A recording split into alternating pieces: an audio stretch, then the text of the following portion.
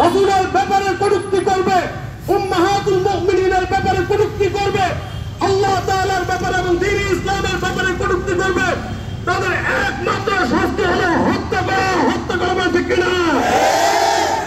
সরকার প্রধানকে বলতে চাই, আপনি যদি ফাঁসির কাজটা না ঝুলাতে পারেন, কসম করে বলতে পারি এই সমস্ত সাহাবে রাসূল যারা রাসূলকে গালি দেয় তাদেরকে প্রকাশ্যে আমরা হত্যা করবো বলে, ঠিক কিনা?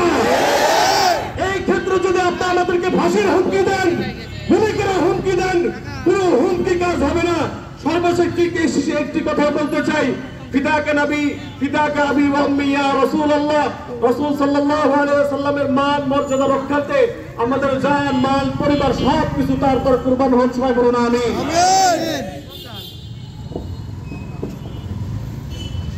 আমরা আমাদের কর্মসূচি দিয়েছি, এখান থেকে আমরা মিছিল নিয়ে শহরের মাঝে যাব। শহরের ইন্দারা মোড়ে আমাদের ওলামায়ে কেরাম কিছু কথা বলবেন, এরপরে আজকের মতো আমাদের কর্মসূচি শেষ হবে। আমরা অল্প সময়ের মধ্যে এখান থেকে মিছিল নিয়ে যাবো, কেউ বিশৃঙ্খলা করবো না। মিছিলের ব্যানারে ওলামায়ে কেরাম থাকবেন, ইনশাআল্লাহ তার পিছিয়ে আমরা সকলেই মিছিল নিয়ে সেদিকে অগ্রসর হবো।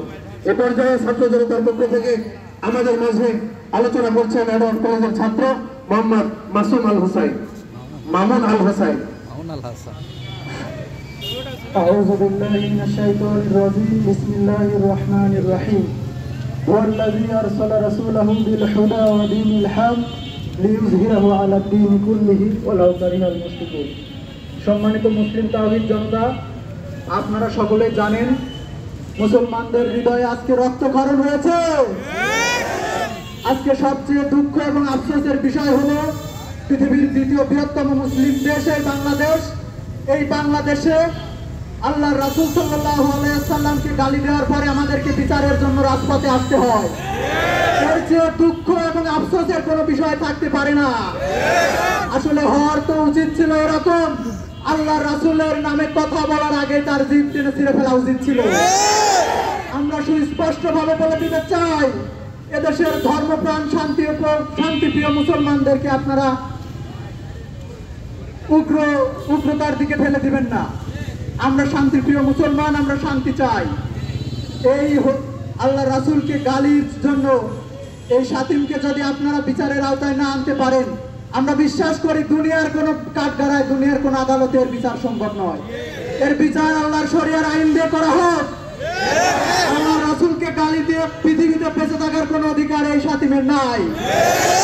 আমরা দেখতে পেরেছি, আমরা এর আগেও রাজপথে বহুবার এসেছি আল্লাহ রাসূলকে গালি দেওয়ার কারণে, কিন্তু সুষ্ঠু বিচার না হওয়ার কারণে বারবার এই অপরাধটা সংঘটিত হচ্ছে।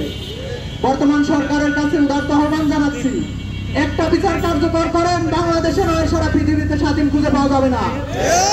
একটা শাতিমকে প্রকাশ্যে ফাঁসির কাজটা ঝুলান না, আমরা দেখি আর কে কথা বলে। আজকের এই আন্দোলন থেকে পাবনা জেলার তাওহীদি জনতার পক্ষ থেকে আমি একটা দাবি করতে চাই, এই শাতিমকে প্রকাশ্যে ফাঁসি দিতে হবে, প্রকাশ্যে ফাঁসির কাঠগড়ায় তাকে দাঁড় করাতে হবে।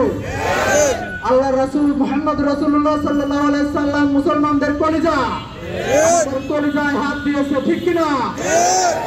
এই শাতিমের ফাঁসির দাবি জানিয়ে আমি আমার সংক্ষিপ্ত বক্তব্য এখানে শেষ করছি। আসসালামু আলাইকুম। আমরা এই পর্যায়ে মিছিল নিয়ে সামনে অগ্রসর হব ইনশাআল্লাহ। আমরা সামনে থেকে সকলেই পিছনে চলে আসবো, ব্যানারের পিছনে।